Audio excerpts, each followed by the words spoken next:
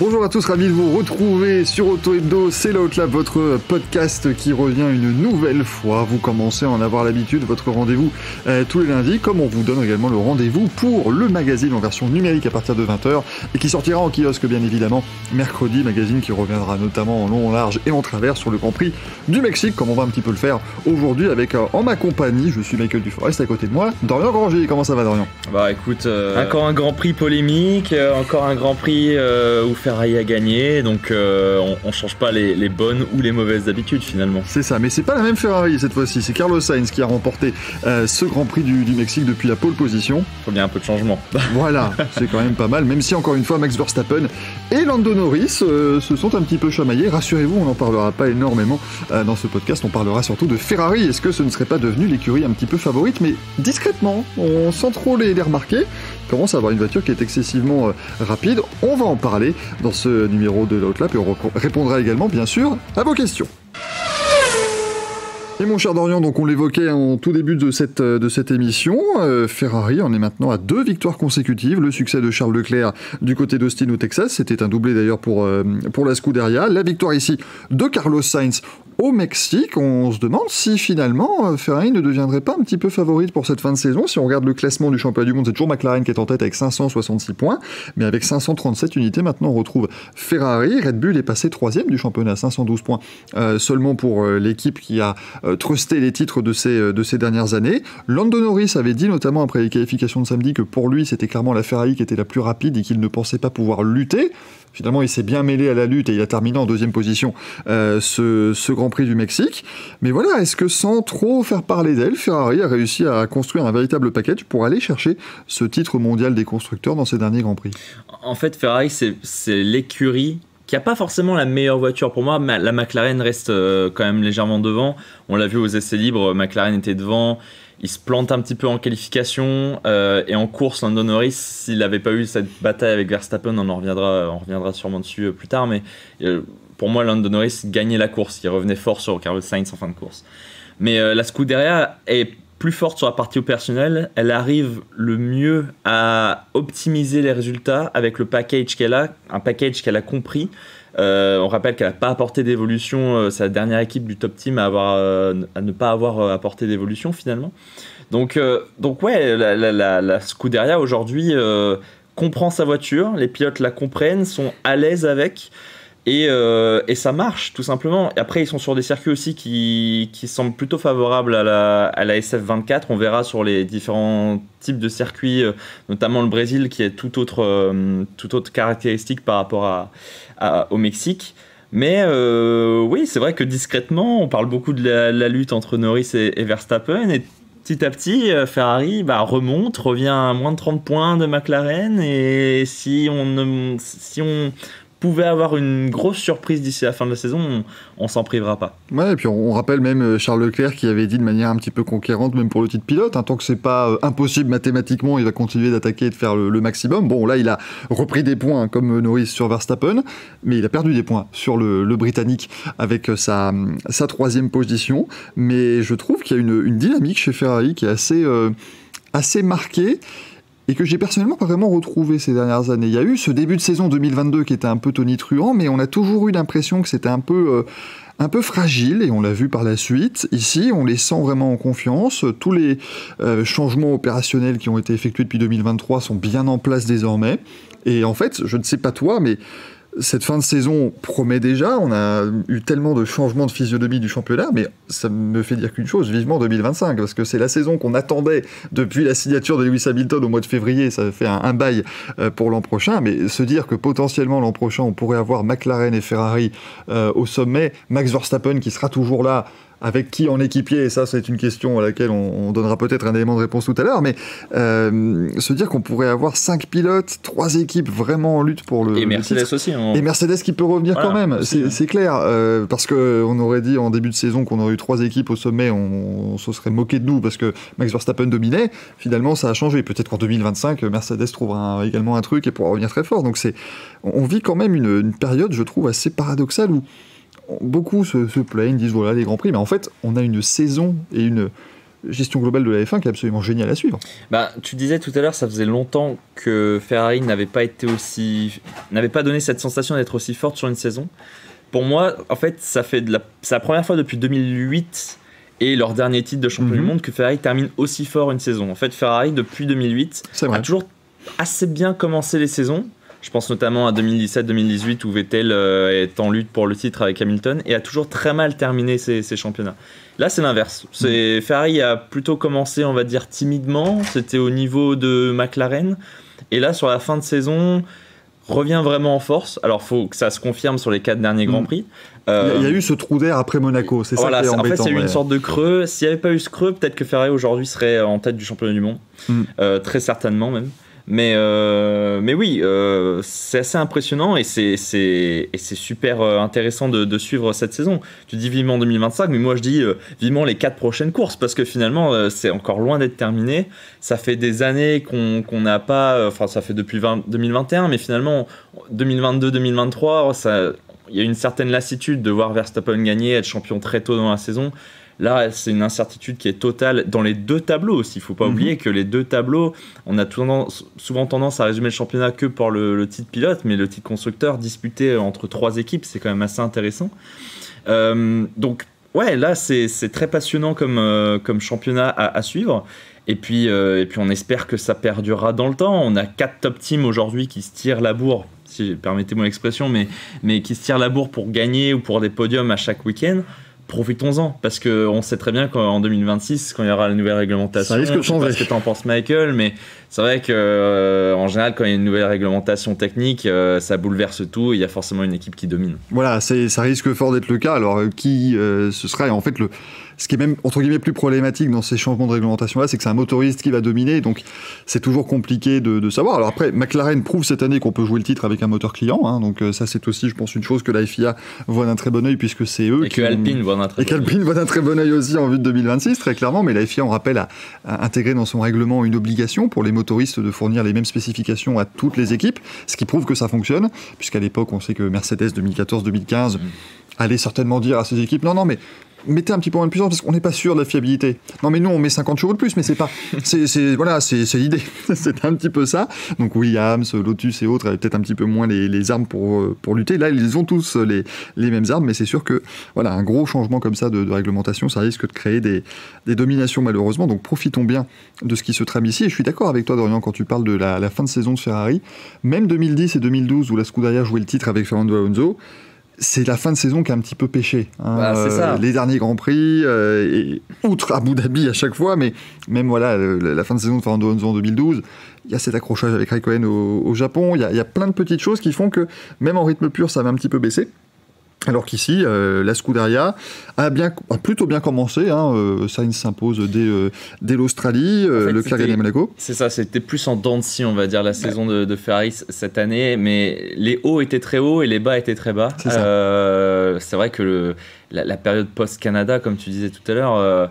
Compliqué. En fait, c'est vraiment dommage parce que, et c'est là où on voit que c'est super intéressant cette saison, c'est qu'un mauvais week-end peut vraiment...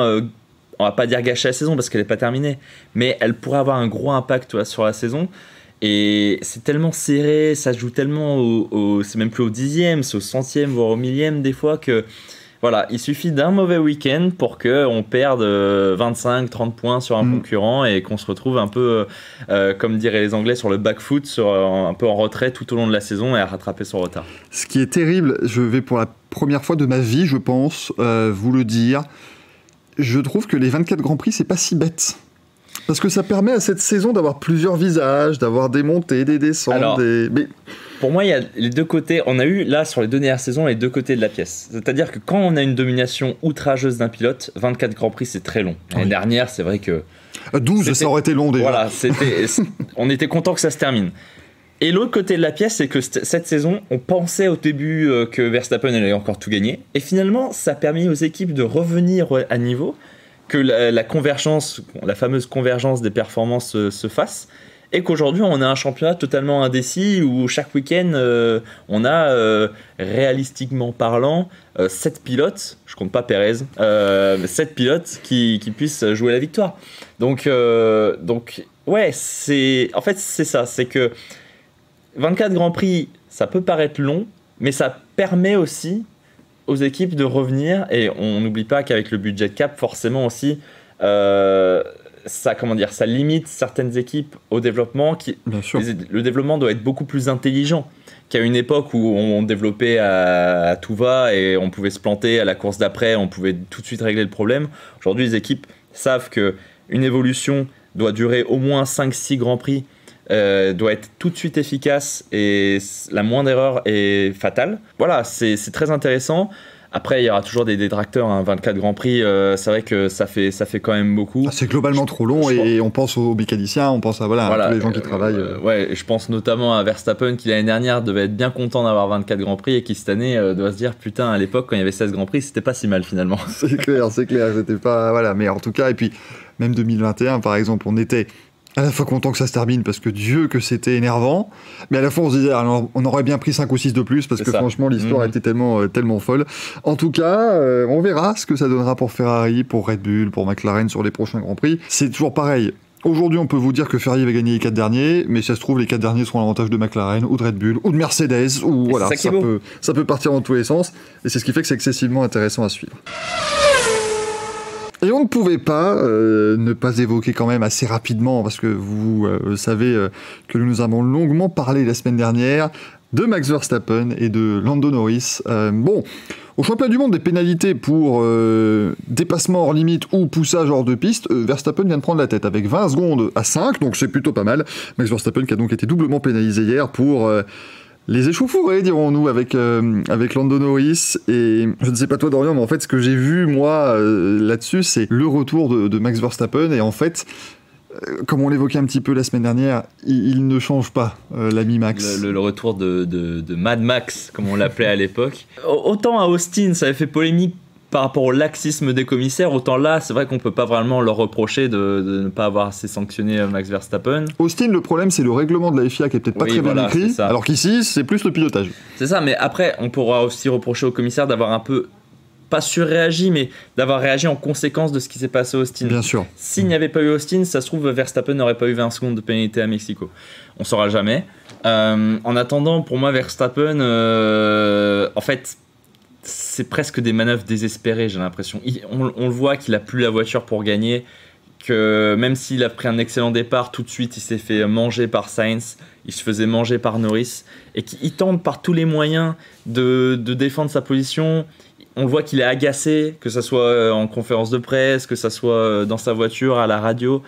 Et honnêtement, sa première défense sur Norris au virage 4 est déjà plus que limite.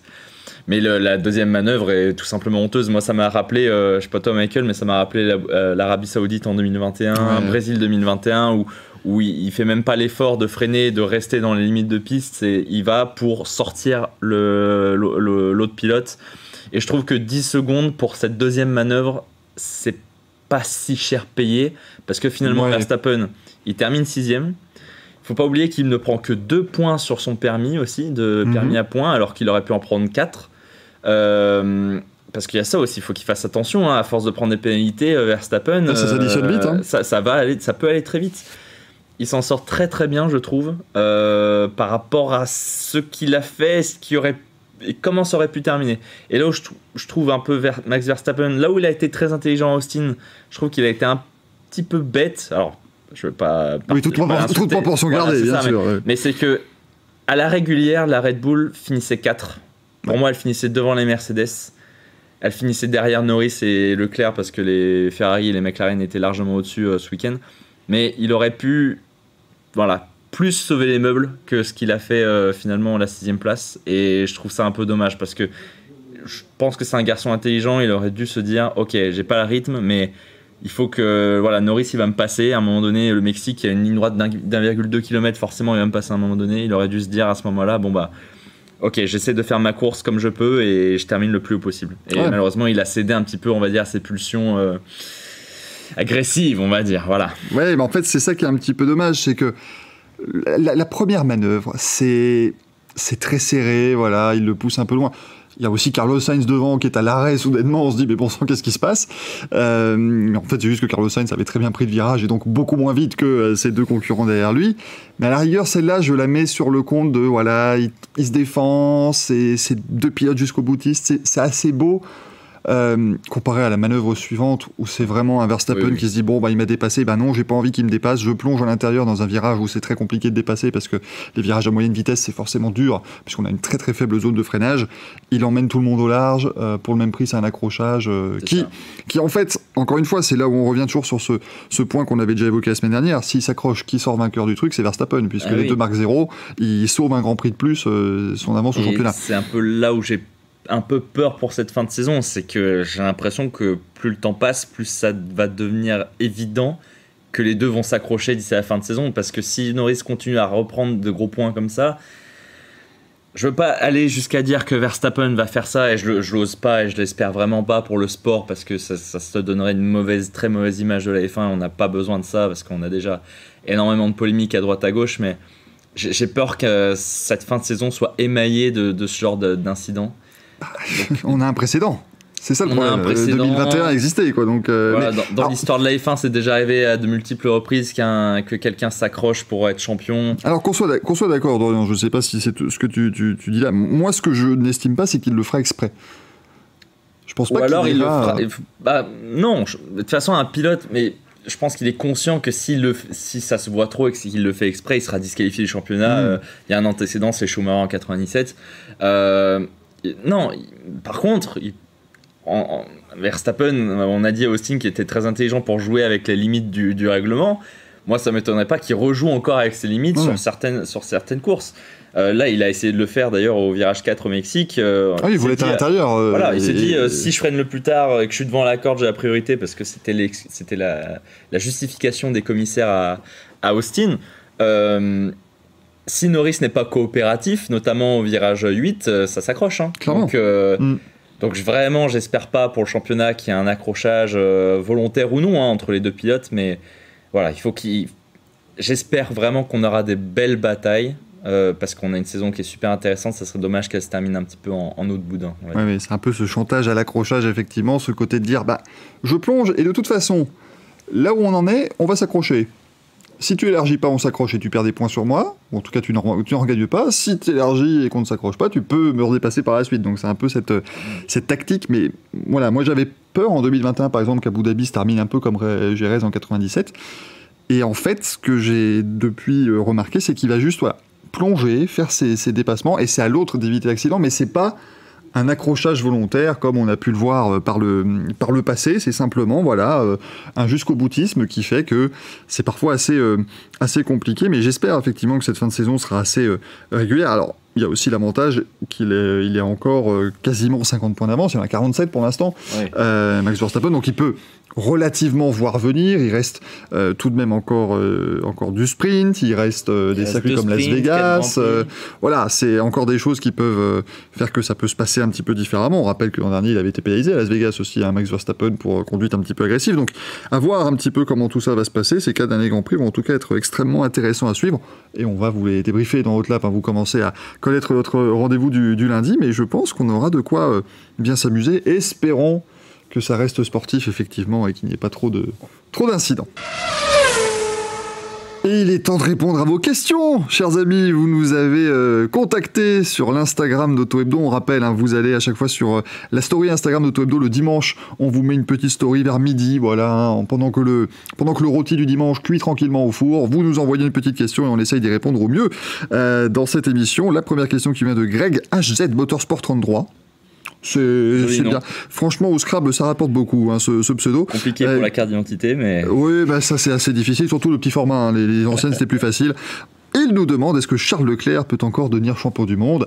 La réponse est oui, mathématiquement. Mathématiquement. Alors, si on fait les comptes, il reste 120 points à aller chercher. Il a 71 points de retard. Ça va être très très compliqué. Je veux pas, on va pas donner de faux espoirs. Surtout qu'aujourd'hui, on a vraiment, comme on disait tout à l'heure, on a vraiment beaucoup de pilotes qui peuvent jouer à la victoire. Donc il faudrait que Leclerc gagne tout et qu'il espère des mésaventures et pour Verstappen et pour Norris, ce qui pourrait arriver. On parlait tout à l'heure d'accrochage. Ça se trouve un jour ils vont le faire. Leclerc va gagner et va revenir tout de suite dans la course au titre. Mais de manière réaliste, on va dire que non. 71 points de retard à 4 Grands Prix de la fin de saison, ça risque d'être un peu compliqué. Après, il reste 4 Grands Prix. Leclerc, il peut toujours aller chercher la deuxième place à Lando Norris. Il n'a que 24 points de retard, si je ne m'abuse. 24 points de retard. Donc, finir vice-champion, ça serait une maigre consolation. Mais très franchement, pour moi, Leclerc, il vise sa saison la plus aboutie. Je ne sais pas ce que tu en penses. C'est le cas pour l'instant. Pour moi, par rapport à 2019 et 2022, qui sont actuellement ses meilleures saisons, même d'un point de vue comptable, là, c'est la plus aboutie parce que c'est là où vraiment il montre qu'il a passé un cap et qu'il peut légitimement viser le titre de champion du monde parce qu'il a la confiance, il a l'intelligence de course, il a la gestion des pneus qui était un de ses défauts à l'époque. Voilà, et Ferrari lui offre une voiture aussi qui lui permet d'être performant en course et pas que en qualification. Ouais, non, je suis assez d'accord là-dessus. Effectivement, on voit un bon Charles Leclerc, et puis deuxième du championnat, ce serait inespéré par rapport à ce qui s'est passé en milieu de saison. Donc, franchement, c'est top de chez top. Mais c'est vrai qu'il faudrait qu'il gagne quasiment tous les Grands Prix avec les Mercedes et Sainz derrière lui pour pouvoir s'assurer un petit peu ce matelas de points dont il aurait besoin. On a Félicie5 qui nous pose une question que je trouve très intéressante d'ailleurs. Quels effets psychologiques ou sportifs pourraient survenir chez Lando Norris ou Max Verstappen s'ils échouaient pour remporter ce titre? Alors, je ne sais pas toi, Dorian. Moi, j'estime que si Verstappen ne le gagne pas, ça lui posera entre guillemets pas trop de problèmes dans le sens où de toute façon dès son premier titre il a dit tout le reste est du bonus et il sait que la voiture n'est clairement pas au niveau pour aller chercher un titre de champion du monde si c'était le cas sur toute la saison à ce niveau-là pour la Red Bull. Mais je trouve qu'il y a une petite inquiétude en fait pour moi au niveau de Lando Norris si par exemple il arrive à reprendre la tête du championnat avant la fin de la saison, ce qui me paraît hautement peu probable vu l'écart actuel, mais on ne sait jamais. S'il prend la tête du championnat et qu'il perd quand même ce titre, il y a ce côté, c'est aujourd'hui ou jamais. C'est là où ça me fait un petit peu peur sur l'impact que ça pourrait avoir sur son mental. Et on sait que c'est un pilote qui marche quand même pas mal au mental aussi. C'est ça, exactement. En fait, comme tu dis, Max Verstappen, un 4e titre, bon, il le veut, parce que quand on voit comment il pilote, il le veut absolument. Mais disons que, ouais, s'il le perd... C'est un Max Verstappen, quand on connaît un peu le personnage, je pense pas que ça va le perturber. Ça pourrait causer un peu des remous en interne, je pense, par contre, chez Red Bull. Ce serait la première fois qu'il perdrait un titre, parce que depuis qu'il le joue, il les a tous gagnés. C'est ça. Ça pourrait un petit peu, voilà, je pense qu'il y aura plus des conséquences en interne que vraiment pour Verstappen. Par contre, pour Norris, effectivement, on avait déjà évoqué ça dans un autre podcast il y a quelques semaines, c'est que 2024, on sait pas, ça se trouve, c'est sa meilleure opportunité de sa carrière, finalement. L'année prochaine... comme on disait tout à l'heure, il y aura 4 équipes normalement qui devraient être en rendez-vous pour jouer le titre. Ensuite, on aura 2026 où on ne sait pas du tout comment ça va se passer avec la nouvelle réglementation.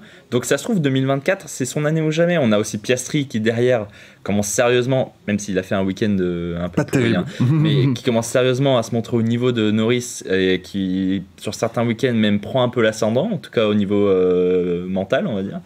Donc... Norris, on ne sait pas de quoi l'avenir est fait et c'est peut-être sa meilleure chance de sa carrière.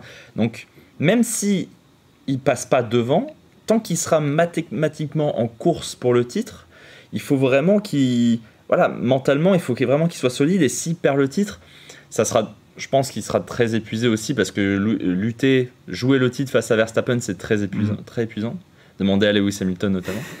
Mais voilà, je pense, oui, effectivement, comme tu dis, Michael, les conséquences mentales seraient peut-être plus du côté de Norris que de Verstappen. Oui. On a Paul DRJ qui nous demande qui est pour vous le futur Max Verstappen de la F1, un jeune qui écrase tout. Max Verstappen, déjà, il est pas bien vieux. Oui, il a que 27 ans, donc c'est pas vieux. Alors, il a toujours dit qu'il voulait pas s'éterniser en Formule 1 au-delà de 2028. Ouais, c'est vrai que c'est pas si loin que ça. Sur Max Verstappen, pour moi, on n'a pas de pilote aujourd'hui qui a la personnalité de Max Verstappen, la personnalité vraiment d'un mec qui a un appétit incroyable, on va dire. C'est ça. Et qui serait prêt à tout, même à aller à la limite, voire plus, pour être champion. Oui. Pour moi, on n'a personne qui est dans ce cas-là. Après, si on parle juste au niveau du talent, Le futur, il est déjà là. On a des Norris, des Piastri, même un Leclerc est pas si vieux que ça. Donc, et puis Antonelli arrive. Même c'est un pilote qui est quand même hautement mis en avant pour l'instant, qui a fait de très belles performances. En fait, c'est toujours compliqué de le dire aussi. Après, tout le monde s'adapte à la F1 différemment. Il faut la bonne voiture. Mais c'est vrai que Max Verstappen, c'est un talent brut.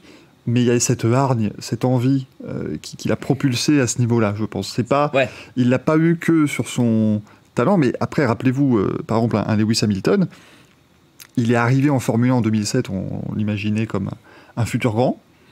Il a failli gagner le titre sa première année, il gagne le titre la deuxième, et puis il fait quelques années plutôt quelconques chez McLaren, entre guillemets, en tout cas, par rapport à ce qu'il a fait ensuite.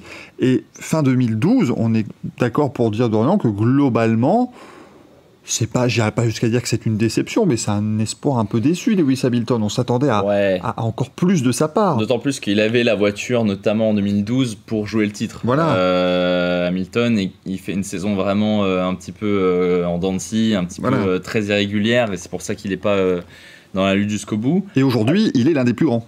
Et aujourd'hui, il est l'un des plus grands parce qu'il a fait un excellent choix de carrière aussi. Donc voilà, alors que Verstappen, lui, il est vraiment monté en puissance au fil des années et ça aboutit à aujourd'hui 3 titres, presque 4. Donc c'est des trajectoires différentes. Voilà. Après, pour en revenir à la question, un futur grand qui écrase tout, on n'est pas Madame Irma, on ne sait pas, on a quelques pistes évidemment. Leclerc, Norris, Piastri, ils sont très jeunes. Antonelli, on verra l'année prochaine ce que ça donne, parce que c'est vrai que c'est un peu compliqué de se projeter sur son véritable potentiel à seulement 18 ans et avec aussi peu de saisons en monoplace. Donc voilà. Après, pour moi, au niveau du caractère, on n'a pas de nouveau Verstappen qui est encore. Non, pas encore. Mais au niveau du talent, on en a 2-3 qui sont déjà sur la grille.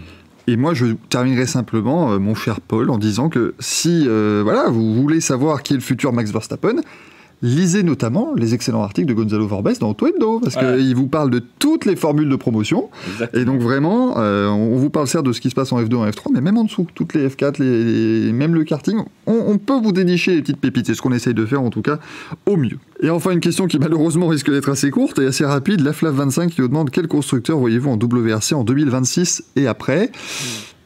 Alors, 2026, on va couper court, c'est qu'il n'y aura pas de nouveau constructeur en 2026, dans le sens où on aura une nouvelle réglementation qui va arriver en 2027. C'est ça. Donc c'est là où le WRC vise un petit peu des nouveaux constructeurs, c'est 2027. Sauf qu'aujourd'hui, on est fin 2024. Développer un projet aussi d'envergure mondiale en rallye, ça prend au moins 2 ans. Et la nouvelle réglementation 2027 n'a toujours pas été officiellement dévoilée. Voilà. Donc 2027, c'est pareil. Je pense que ça va être très très très chaud pour avoir un nouveau constructeur. Donc ça sera peut-être plutôt 2028 qu'il faudra attendre. Alors là, il va falloir vraiment prendre son mal en patience pour tous les fans de WRC. Et après, qui on voit en nouveau constructeur, pour l'instant... c'est compliqué parce que... Personne n'a vraiment évoqué ne serait-ce l'idée d'un projet. Il y a eu une rumeur Subaru en début d'année, mais qui n'est pas allée plus loin que le statut de rumeur. En sachant que Subaru, ça sera un engagement lié à Toyota, parce que Toyota a des parts dans la marque Subaru. Ouais. On a longtemps, et ça c'est un petit peu le serpent de mer, on a longtemps parlé de Stellantis qui pourrait réengager une de ses marques en catégorie Rennes.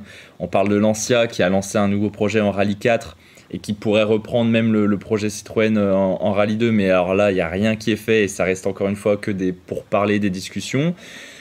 Donc en fait ça va surtout dépendre, Michael, de la nouvelle réglementation. Est-ce qu'on va avoir une réglementation thermique, hybride, électrique? Est-ce qu'on va avoir les trois en même temps avec ce qu'on appelle l'équivalence de technologie comme on peut avoir en rallycross notamment? Moi je sais pas ce que t'en penses, mais pour moi ça serait peut-être même la meilleure solution, de contenter tout le monde et d'essayer d'équilibrer un petit peu le niveau pour attirer le maximum de gens, comme a fait finalement l'endurance avec le WEC, avec 2 systèmes, le LMH, le LMDH, et puis après on essaie de régler pour qu'on ait à peu près les mêmes performances, quoi. Ouais, parce qu'on rappelle que le groupe Renault a dit que eux, un retour en rallye, c'est uniquement en électrique. Donc voilà, ils ont mis de côté tout ce qui est thermique. Ouais, ça pourrait être une bonne solution. En fait, aujourd'hui, moi, ce qui me pose problème, notamment du point de vue de Stellantis, ils ont Lancia, Citroën et Peugeot qui sont engagés. Mais aujourd'hui, quel serait leur intérêt avec ce qu'on connaît actuellement du rallye, et du WRC et du Rally One? Quel serait l'intérêt d'aller mettre un budget colossal pour développer cette voiture et pour faire en sorte de battre les autres équipes, alors que pendant ce temps-là, Ils vendent des 208 Rallye 2 et Rallye 4 comme des petits pains. La Lancia Rallye 4 va peut-être aussi excessivement bien se vendre. Il y a le Rallye 6 qui arrive notamment. Il y a toujours Opel avec la e-Corsa. Donc eux, en fait, est-ce que, alors peut-être que toutes ces ventes-là vont leur permettre de pouvoir financer un projet et que finalement ça réussirait à être pas trop payant, enfin pas trop onéreux plutôt. Je ne sais pas. Après, ouais, effectivement, d'autres constructeurs, tant qu'on n'a pas ce plan complet et ce cadre réglementaire total, c'est très compliqué de savoir. Moi, je m'inquiète notamment pour Hyundai, qui va arriver en endurance via sa marque Genesis. Est-ce que ça voudrait dire qu'il baisserait juste un peu la voilure sur le programme WRC, qui ferait plus appel à des privés un peu comme Ford M-Sport, où voilà, c'est une équipe plutôt privée qui s'engage là-dedans? Est-ce qu'il quitterait totalement le WRC? Voilà, c'est des questions assez difficiles. Skoda aujourd'hui, est-ce que Skoda a un véritable intérêt à monter en gamme alors qu'ils sont très très bons en Rallye 2 et qui dominent le championnat du monde en général dans cette catégorie-là? C'est difficile. On voit que Toyota s'est lancé en Rallye 2 aussi, donc ça prouve que finalement le Rallye 1 n'est peut-être pas la meilleure des plateformes et des solutions pour l'instant. Avenir assez compliqué malheureusement pour le WRC. C'est très flou. On espère que ça va se dégager. Voilà, c'est ça. Et en plus, chaque constructeur a un peu sa volonté, ses ambitions. Hyundai, ça serait dommage parce que c'est quand même un grand constructeur mondial et je pense qu'ils peuvent se permettre d'avoir un double programme. Après, ça pose la question aussi de est-ce qu'il faut instaurer un budget cap en WRC parce qu'on va avoir, si Toyota continue, ils vont avoir une avance technologique de fou par rapport à la concurrence parce qu'ils sont là depuis des années en catégorie Rennes. Est-ce qu'un budget cap permettrait pas à un nouveau constructeur, que ce soit le groupe Stellantis, le groupe Renault, peu importe, mais de venir et d'avoir plus de chances d'être compétitif assez directement? Après, tu parlais du groupe Stellantis, ils ont une énorme expérience en rallye. La Citroën Rallye 2 fonctionne très bien encore, même si c'est une voiture qui a une conception qui est assez ancienne maintenant. Oui, Johan Russell a joué le titre, bien sûr. Voilà, c'est ça. Donc voilà, moi j'espère réellement, et je parle en tant que fan de rallye, qu'on ait un championnat qui gagne déjà aussi en visibilité, parce qu'en ce moment c'est catastrophique selon moi, qui gagne en constructeur, qui gagne en compétitivité, que de nouveaux jeunes pilotes arrivent et vraiment incarnent ce renouveau du WRC. On a déjà un peu des personnalités comme ça. On a Paillari, on a Martin Sesks, on a Fourmeau. Il faut vraiment que le WRC mise sur ces mecs-là. Je veux pas dire qu'ils en fassent des stars, mais qui disent voilà, c'est la nouvelle génération. Il y a aussi un Roven Perrin, on parle de Roven Perrin, il est super vieux, mais en fait il a 24 ans, donc voilà. Mais voilà, faut vraiment que le WRC incarne que certains pilotes incarnent un renouveau, que certains constructeurs incarnent un renouveau. Et la réglementation qui va être présentée pour 2027, elle est essentielle, elle est vitale pour le WRC parce que le championnat risque de mourir si elle est ratée. Et voilà, chers amis, désolé, je n'ai pas tenté le quiz avec Dorian tout seul. Voilà, écoutez, ça aurait été trop facile. Voilà, il aurait gagné. De toute façon, est-ce qu'on a vraiment envie de voir ça? Est-ce que la France, fin octobre 2024, a besoin de voir Dorian Grangier s'imposer tout seul dans un quiz dans Outlap? Oui. Voilà, pas sûr quand même. Vous nous enverrez, évidemment, n'hésitez pas à nous envoyer vos cartes postales sur Auto Hebdo. Vous nous envoyez ça et vous nous donnez votre avis là-dessus. Merci d'avoir suivi ce nouveau numéro de la Outlap. On espère qu'il vous a plu. On se retrouvera la semaine prochaine, bien évidemment, pour de nouvelles aventures. Merci Dorian. Merci Michael. À bientôt, ciao. À bientôt.